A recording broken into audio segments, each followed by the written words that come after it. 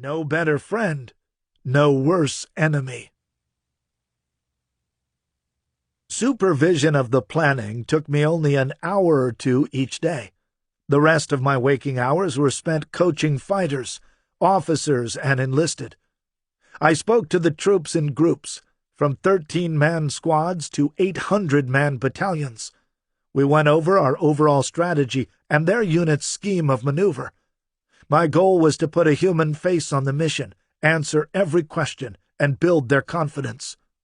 I followed British Field Marshal Slim's advice that, in fairness to my troops, they had to know what their objective was and what my expectations of them were. Additionally, I needed to look the lads in the eye to get a sense of their levels of confidence, and for them to directly feel the respect I had for those who would face our enemies. As Slim made clear, any general who isn't connected spiritually to his troops is not a combat leader. To close the gap between me and my youngest Marines, I studied what others had said.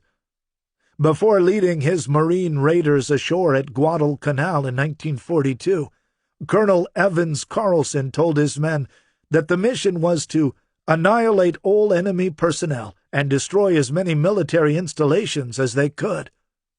In the summer of 1944, General Eisenhower exhorted each of his soldiers to go forward to his assigned objective with the determination that the enemy can survive only through surrender. Now it was time for me to write a letter to my lads.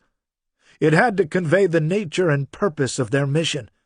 I needed every Marine to understand my two core principles. First, don't stop. Don't slow down. Don't create a traffic jam. Jab, feint, hit, and move, move, move. Second, keep your honor clean. Thousands of homes, stores, stalls, and mud and concrete houses lined the roads. Terrified civilians would be in the line of fire. I made it clear that our division would do more than any unit in history to avoid civilian casualties. While my commanders understood my operational design, I wanted to connect with every member of the Blue Diamond.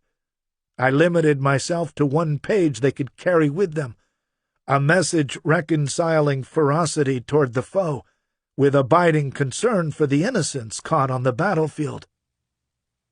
March 2003. 1st Marine Division. Reinforced. Commanding General's message to all hands. For decades, Saddam Hussein has tortured, imprisoned, raped, and murdered the Iraqi people, invaded neighboring countries without provocation, and threatened the world with weapons of mass destruction. The time has come to end his reign of terror. On your young shoulders rest the hopes of mankind. When I give you the word, together we will cross the line of departure, close with those forces that choose to fight, and destroy them. Our fight is not with the Iraqi people, nor is it with members of the Iraqi army who choose to surrender.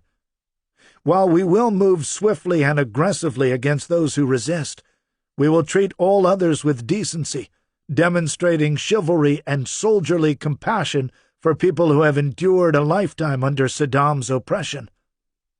Chemical attack, treachery, and use of the innocent as human shields can be expected, as can other unethical tactics. Take it all in stride. Be the hunter, not the hunted. Never allow your unit to be caught with its guard down. Use good judgment and act in best interests of our nation. You are part of the world's most feared and trusted force. Engage your brain before you engage your weapon. Share your courage with each other as we enter the uncertain terrain north of the line of departure. Keep faith in your comrades on your left and right and Marine air overhead. Fight with a happy heart and strong spirit. For the mission's sake, our country's sake, and the sake of the men who carried the division's colors in past battles, who fought for life and never lost their nerve, carry out your mission and keep your honor clean. Demonstrate to the world there is no better friend, no worse enemy than a U.S. Marine. J. N. Mattis, Major General, U.S. Marines, commanding.